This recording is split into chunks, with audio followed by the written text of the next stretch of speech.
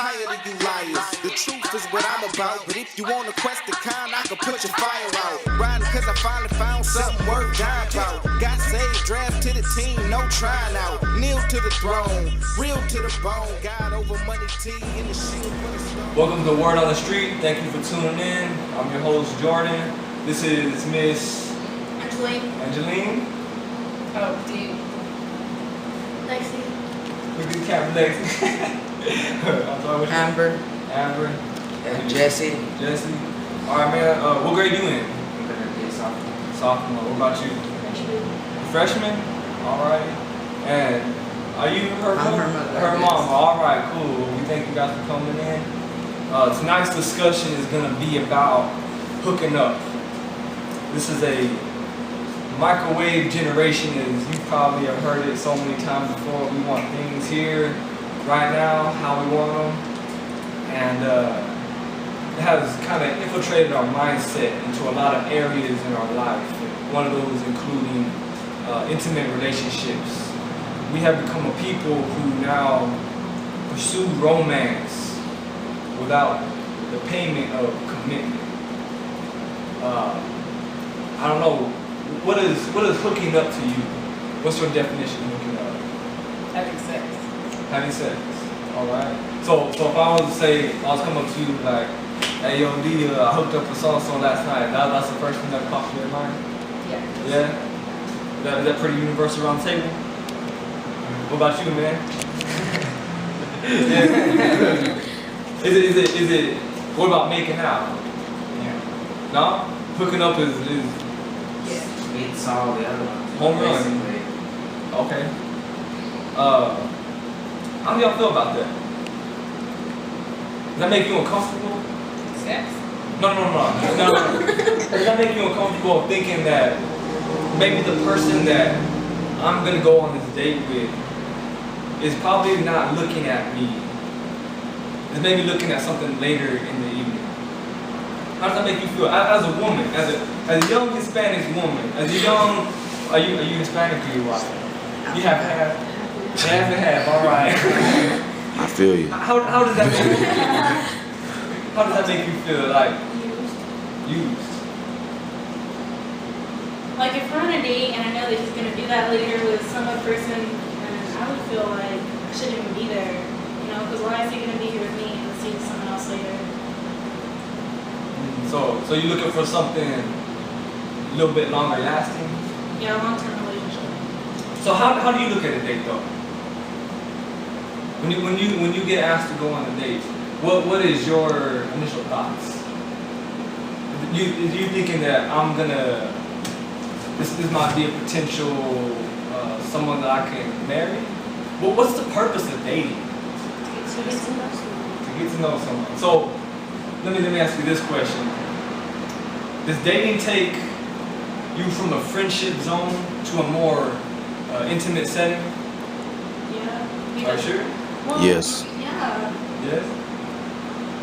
So what about where does friendship come in? Because I hear people say all the time, I want to marry someone I'm a friend with, but we completely skip the friendship stage. So what are we doing? Well, I'm gonna be a friend. You know, Go ahead, hold the camera. I'm a. Do I turn it on? Yeah. Before I date somebody, I'm gonna know them like as a friend. You know what I'm saying? Like I'm not just gonna see a stranger. Hey, yo, let's go on a date. Let's start dating, quote dating, or talking. You know what I'm saying? You gotta get to know somebody first to see if that's even the type of person you want to spend time with. You know what I mean? Mm-hmm. So something like maybe like I'll be at a basketball game or something like that. I'll be watching a basketball game and I see this cute girl up in the stands, and after the game or something I go by and be like, hey, I think you're a real good looking girl. Maybe we could go out, watch a movie together or something like that. Is that acceptable? Is that all right? Yeah, because you want to know if that person thinks you're attractive or not. At least you're not like, hey, what's up? You're so sexy. Like, come home with me. Yeah, like that was a little more of a. I'll say a couple more words before I asked her out on the movies. You know what I'm saying? Like I would text. probably say, ask a couple questions to get a base of some type of relationship. You know what I'm saying? Yeah. It wasn't just right off the bat like, hey yo, I think you're cute. You want to say you go to movies? I'd ask them their name, where they're from. engage some type of conversation before. You know what you're getting into? If I'm just wanting to go to the movies, Or like on a dinner or something like that. if I'm going out to dinner, Yeah, or I mean, I'm trying to get to know the person. That's usually. but see, this is my problem with this. Yeah. Okay, this is my problem with. I take you to the dinner, I take you to the movies, and I haven't. And the only prior knowledge I have of you is a 5 minutes conversation that we had at that place. Yeah. My problem with that is that when I take you to, I skipped the friendship stage. I've skipped it because I don't know exactly who you are. I just kind of know a very kind of abstract outline of you as a person. You say. But you're using dinner to get to know that person. You know what I'm saying? Yeah, Get to know him a little bit better. I understand that. But the thing about it is when you take someone on a date, it's a very controlled, and you create an artificial environment. I'm not saying that dating is like taking someone out is a bad thing. I'm saying that we have to use more than just a date or more than just dating. You could go for a few years of just dating and not really know a person, because I have to see you in all types of environments, in all types of seasons. How do you win? How do you lose? How do you handle death? How do you handle struggle? How do you? Can you manage? Are you a leader? Where are you in your life? I gotta see you in all types of situations. And dating doesn't give me that. Dating gives me a front. It gives me an opportunity to understand your attitudes and to connect with you on a very intimate level.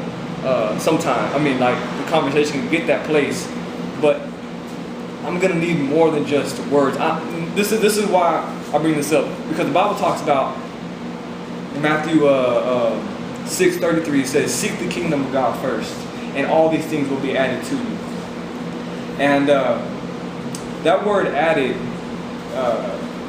in the Greek, it means to magnetize.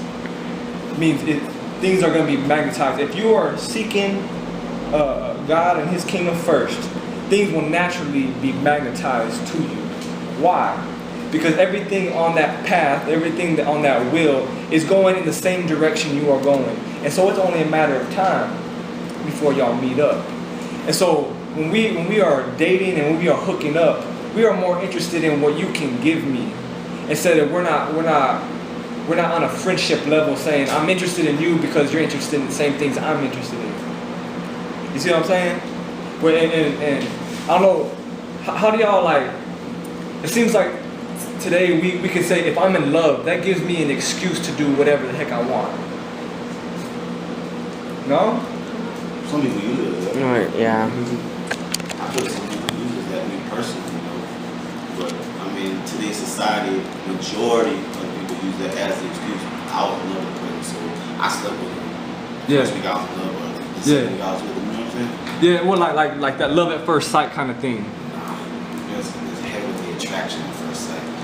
Heavily attraction. Yeah. And It's emotionalism. You're not. There's really no emotion. You just like what you see. You know what I'm saying? Yeah. Like, you may love the appearance of that individual, but you don't love that person. You don't love That person that's inside. You Right? love the person, but you don't love the person. You see what I'm saying? Yeah. I love your body, but I don't love your heart. I don't love your mind. How do you know them? Is by how can you say you love them just by looking at them? Like, how do you love that person just by, you know what I mean? Yeah, how do you yeah. love the inside individual with just the outside? Alright, so, but, I still see it like, I see the more immature relationships than anything else. Is that they say, because I'm in love, I can move away from what my parents say. I can move away even from my other friends. I can move away from everyone who cares about me to do what I want to do with this person. And like you say, I'm in love and you guys don't understand. And so it gives me the right to be irresponsible. That's that kind of mindset that we're falling into. As if love was just this drug that we've taken. That atmosphere around us is just, it's like a gas in the air, and we've just inhaled it and we're just like, yeah, I'm in love, everybody. And we have no control over anything that we do. It's just whatever feels right. It's whatever feels good. Have you ever experienced that? I don't know, like I didn't listen, and every time like he wanted to see me, I was like, okay, I'll see you, and like it didn't matter what day it was. Like Easter, I snuck out at like 10 or 11, and I was with him until like 4 in the morning, and then he dropped me off at home. And I did stuff that day that I probably will regret. Nope, I'm not gonna regret it now. You're not gonna regret it. No. No, it's Alright. like I guess I thought I loved him, and then like we were together for like a year, and I don't know, like I was sneaking out all the time. I was going places like way out of town. I wasn't really in town. It's like I was just with him all the time, and I didn't listen to what my parents said. Whether like they told me I couldn't go out, I still left. It was like the blind love. Of what? Well, blind love, I guess that would it be like you block everybody out besides that person. That Yeah. It's kind of what it be like blind love. Love blinds you better sense of judgment. Okay. And so, you're saying you don't regret anything that went down? May I ask why? Because I guess I was happy. I was like really happy, and I'm not a very happy person. And like with him, it was like I wasn't sad, and it's like I wanted to talk to him and I wanted to hug him, and it was just like, oh, you this. Okay. But before we I'm gonna get back at you. You mind describing some of yours? She pretty much described it for me. Oh yeah. Yeah. All right. Yeah, man. I don't know. I've somewhat been in the same boat as y'all. At first, it was more of a friendship than it was anything else. But after I had given myself over to this girl, then it was I need to get that back. I need to have that romance back. I need that closeness back. I need that intimacy back. And you know, it'd be a thing where I'm in the bed and I'm hugging my pillow and having these fantasies. Maybe they weren't even sexual fantasies, but they were just of closeness and this and that. And I teased myself with that constantly. And the result of that was that now I'm trying to pursue something that is only in the moment, because the next morning I gotta wake up and I got responsibilities to take care of. The next morning I'm probably not gonna like what I did the night before because I'm sober minded now. I've woken up, and too many times I have done things just in the moment because my hormones were up. This is something natural. This ain't spiritual, nothing like that. We got hormones, y'all. Yeah, we got hormones. But the Bible says everything is permissible to me. I can do anything that I want, but not everything is good for me. And I've said this so many times, and I'm gonna keep saying it till the day I die. Love without truth is not true love. You will just fall in love with anything and everything on an emotional roller coaster, and the relationship will only last as long as the feelings last. Because we are like Kevin said, we are in love with the physical attraction, and we are in love with romance. And when you stop giving me that romance, you don't love me anymore. That's basically what it was. When she said no to every time that I wanted to mess around, I thought something was wrong with our relationship. I thought something was wrong with her. I didn't think she loved me anymore. I thought she was going out and doing all these other things. Just because she said no. And I'm over here trying to force that out of her. And it was a very self-centered love.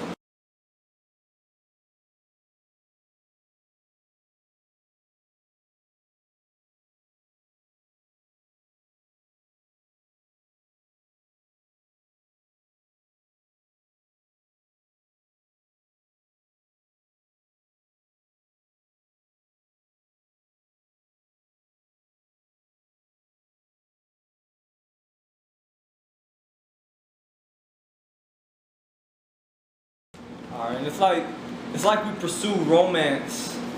We pursue romance more than we pursue commitment. And that's like rock climbing, and you're climbing with a partner that's not too sure if they want to hold on to your rope in the end. We've taken the relationship next level already. We're high up there, high up in elevation, and then you're just gonna drop the ball on me. Just that's what it is. That's hooking up. It's enjoying the ultimate manifestation of intimacy without any responsibility to that person, to that commitment. And when you ask of me to give my body over, my future, my dreams, I guarantee you when I was doing it, I was not thinking about my little boy and my little girl. I was not thinking about that. And I found out after she took, pregnancy tests, and I'm over there praying outside of the bathroom, how coward of a man that I was. I was so pro-life until it was time for me to make that decision. And thank God nothing happened. Thank God I didn't have to make that decision, because I would not probably be standing or sitting here before you today. I probably would not be the person I am today. I believe that God knew what He was doing, and I thank Him, for His plan, having grace on my life to not give me that responsibility at that time. But sometimes that is the case for some people. And I mean, God tells us to wait to have sex before marriage. And because we do not listen, what do we have now? We have abortions, we have adoptions, we have broken family, we have diseases. The wages of sin is death. And the whole time the Lord has told us this is the way to go. But in our society now, it's like, what? You ain't a real man, or you ain't You still a virgin. Yeah, exactly, man. Exactly. I got a cousin that's been made fun of because he's still a virgin as a freshman. It's crazy. What kind of pressure is that? Have y'all felt that pressure before? Mm-hmm. Great.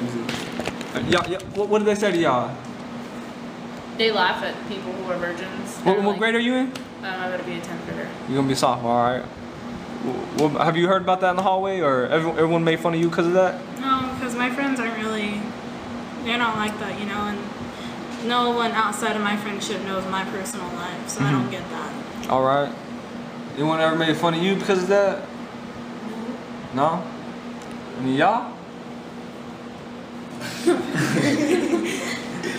For me, it was different in high school because I did lose my virginity at an early age, and I was one of those kids that made fun of the other kids. Yeah. Oh, man, you're still a virgin. What's wrong with you? You can't find nothing. You don't got game. Where's your game at, man? Yeah, that's the way it was. You didn't have game. You don't got game. You can't find a date. Well, hit up this girl. Hit up this girl. Hit up this girl. And now that I'm grown and more mature, this is nothing to play around with. And I applaud those young kids that are still virgins. It's a tough struggle to go through. Why is it so easy for me to see a woman as a man? Why is it so easy for me to see a woman as, or for you to say you don't got no game? Like I'm supposed to have this like whip or whatever to just whip them to do whatever the heck I want because of what I say to them or how I act to them and stuff like that. What? Like they're not a human. You know what I'm saying? Like they don't have feelings, like they don't have a future, like they don't have plans for their life. Why is it so easy for me to disrespect that? Because some of those kids are these kids. Why though? The culture and society. Yeah, society. Everybody's like, oh, we're not virgins, and it's like the whole world's not a virgin. So it's like if you're a virgin, everybody's like, oh. You're the oddball now. Instead of how it used to be.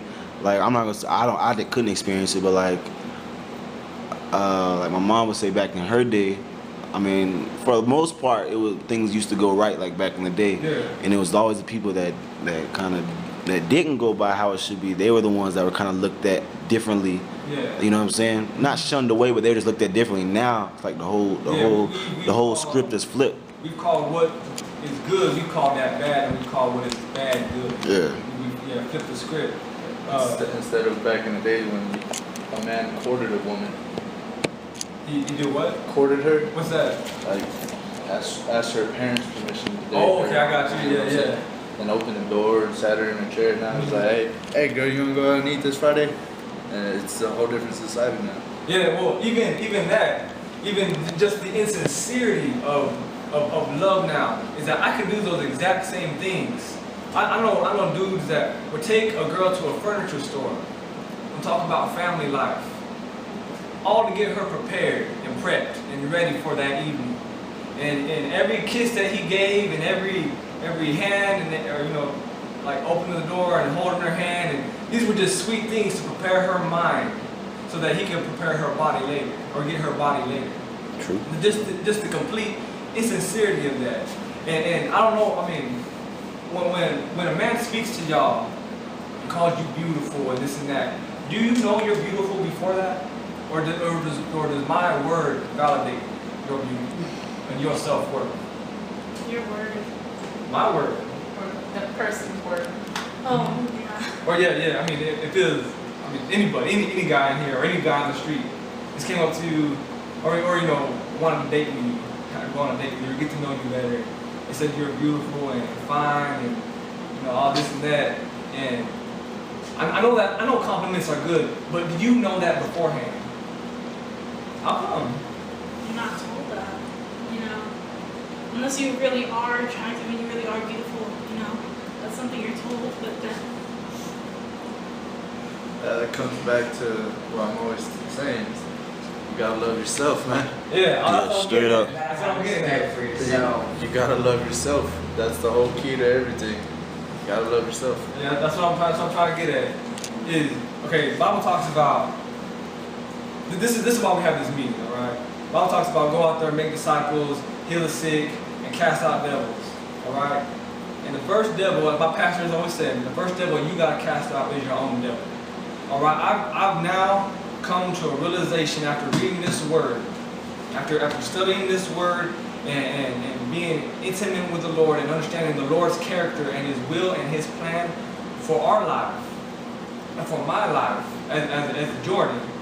I understand what He wants from me, and so when something that He doesn't want from me comes to my table, I'm easy to identify because I know this word more than anything else, or I mean, in those areas. All right. Same thing with love. The Lord gives you an assignment, and He said, "I want you to love your neighbor as you love yourself." But you can't love your neighbor unless you love yourself first. You can't. You're gonna love them just as much as you love yourself. And the first person that He wants you to love is yourself. Just like the first devil you gotta cast out is your own devil. All right. And this is how when you wake up in the morning, all right. The world gives you a standard that you gotta live by, or that they say you have to live by. They put images in your head, and they put this pressure on you to be this woman, or this man, or whatever. You gotta drive this, you gotta wear these things, and do these things. This is what the steps that lead into womanhood and lead into manhood. And none of these of which are scriptural. Most of them aren't. And so when you get up in the morning, you see how to say that I am more than a conqueror through Christ, who gives me strength. I can do all things through Christ. Greater is He that is in me than he that is in the world. I'm made in the image and likeness of God. I'm made in these things. And just because I've let the world's words shape my identity, I have to do the same thing in this book. I have to completely let my identity be rebuilt by this word. That's what it means to be reborn again. We were born into this world. We were born in sin and shaped in iniquity. And we lost that image of God. Now we got to get it back. And how are we going to get it back? This word is gonna hammer and nail and screw drive and completely reframe your mentality. I want more for myself. I want it in my heart. But the Bible talks about one who is a sluggard or who wants, but he has nothing.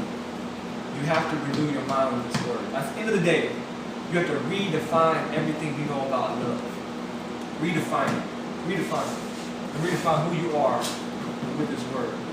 God loves you, and He's shown love to you. He loves me, and He's shown love to me.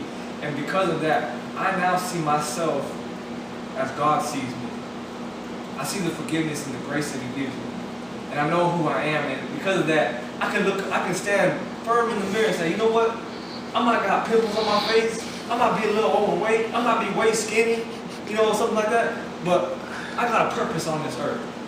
And I know who I am, and no one in this world can duplicate or replicate anything that God has given me. He's given me a unique assignment, unique personality. And I can, you should be able to look in the mirror before anyone ever tells you any compliment, because by the words you will live, and by the words you will die, and a lack of words you will die. You just have to be confident and secure in yourself. It goes back to what you're saying, man. I love me. I love me.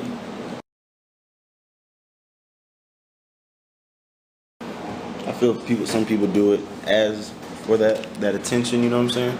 But also, I think for more, I'm just speaking for more girls, that sometimes they may fear rejection from that guy that they may like, you know what I'm saying? Mm-hmm. Even though inside they don't want to go on with those acts or whatever it is, but for the fear of rejection that guy may never talk to them again. Yeah, they yeah. Still go do it, you know what I'm saying? You talked about fear. I know for women, because y'all were raised with Barbies, and y'all been practicing for your wedding day and for romance and these things since you were a little girl, all right? And there's, I don't know, I think it's like, I was talking to this girl the other day, and she was saying between like your mid-20s and your early 30s, you feel a lot of pressure to want to get married. And as the time continues to tick down, it's just more pressure on you. I don't know, do you feel that way maybe even in teenage years? I've talked to a girl who started crying when I was in school, who said that if she doesn't find her lover by the age of, her true love by 9th grade, then she's not gonna, she's gonna break this tradition that her family's done. Like her grandparents got married, or they were together in 9th grade and they got married, and the parents were together since the 9th grade and they got married, and if she doesn't find it, I'm 32 and my dad's sick. He's not doing very well. And over the past years that his health has gone down, I've thought to myself, I want my dad to walk me down the aisle, before he passes away. And it's pressure too, but I realized I'm not just going to pick somebody just to be able to be married before he passes away. So. Mm-hmm. Yeah, you got to do what's best for you. Yeah, exactly, man. Exactly.